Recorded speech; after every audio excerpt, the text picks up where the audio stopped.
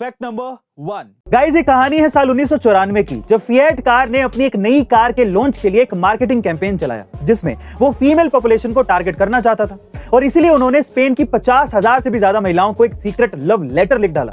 इस लेटर के जरिए वो उन महिलाओं को ये बताना चाहते थे कि ये लेटर किसी मिस्टीरियस आदमी ने लिखा है जो उन्हें कई दिनों से फॉलो कर रहा है और उनके साथ टाइम बिताना चाहता है। फिएट 4 दिन बाद एक और लेटर भेजकर इस सीक्रेट को रिवील करना ही चाहता था, लेकिन इससे पहले ही सिचुएशन बिगड़ गई।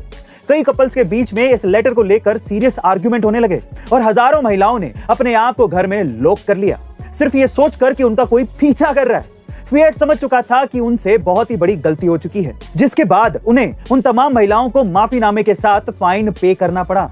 गाइस, इसीलिए तो कहते हैं कि प्लान को एग्जीक्यूट करने से पहले उसके बारे में सोच लेना चाहिए। फैक्ट नंबर 2 गाइस, इंडिया में जो भी बड़े बड़े फ्रॉड हुए हैं उनमें एक चीज कॉमन थी, वो ये कि ज्यादातर स्कैमर्स फ्रॉड करने के बाद यूके भाग जाते, फिर चाहे वो विजय माल्या हो या फिर नीरव मोदी।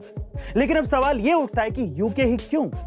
दरअसल ऐसा इसीलिए क्योंकि यूके में किसी भी क्रिमिनल या स्कैमर को 2 मिलियन पाउंड में गोल्डन वीजा मिल जाता है, जिससे वो आसानी से यूके में एंटर हो जाता है। और यही नहीं, यूके गवर्नमेंट भी अपने अनएथिकल टाइप के नियम और कानूनों से इन लोगों की मदद करती है, जिससे वो आसानी से फ्रॉड मनी का यूज करके वहां प्रॉपर्टीज खरीद लेते हैं। सिर्फ यूके ही नहीं, दुनिया में कई ऐसे देश हैं जो इस तरह के स्कैमर्स को मदद करते हैं और इन्हीं स्कैमर्स की वजह से इन देशों की जीडीपी में ग्रोथ होती रहती है। अपने इन अनएथिकल रूल्स एंड रेगुलेशंस को बदलने की कोशिश नहीं करते।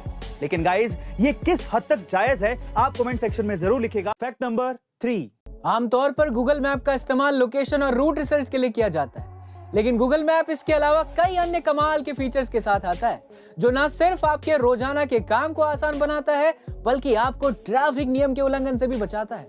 दोस्तों, ऐसा ही एक बेहतरीन फीचर है गूगल मैप का स्पीड लिमिट वार्निंग, जो कई तरह से यूजर्स के लिए मददगार साबित होगा।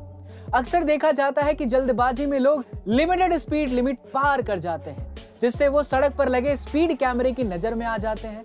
ऐसे में चालक को ट्रैफिक नियमों के उल्लंघन की वजह से जुर्माना भरना पड़ता है। साथ ही ज्यादा स्पीड की वजह से दुर्घटना होने की संभावना तो बढ़ी ही रहती है, लेकिन Google speed limit warning feature आपको ज्यादा स्पीड होने पर अलर्ट करता है, जिससे दुर्घटना के साथ ही चालान काटने से भी बचा जा सकता है। फैक्ट नंबर 4 गाइस, प्यार ना तो मजहब देखता है ना ही सरहद, प्यार तो बस 2 दिलों का मिलन है, हो जाता है तो हो जाता है।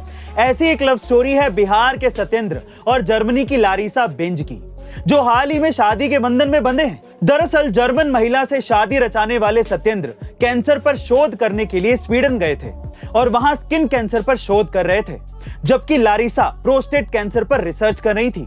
इसी दौरान साल 2019 में वो दोनों करीब आए, उनके बीच बातें शुरू हुई और फिर प्यार हो गया।